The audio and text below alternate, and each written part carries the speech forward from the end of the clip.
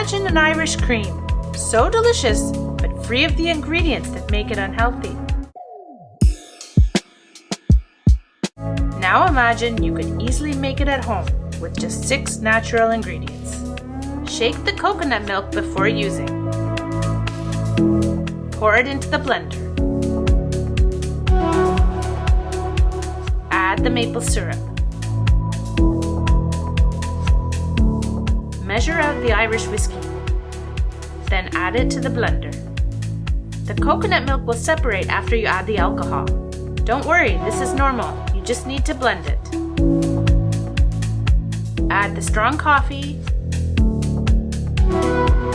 vanilla extract, and cinnamon.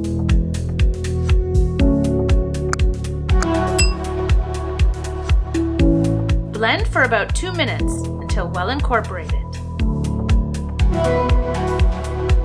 We all deserve a little pleasure in life.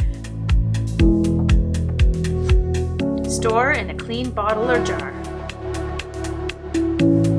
Shake well before serving. Serve neat or on the rocks. Relax and enjoy one of the little pleasures in life. Cheers to homemade Irish cream.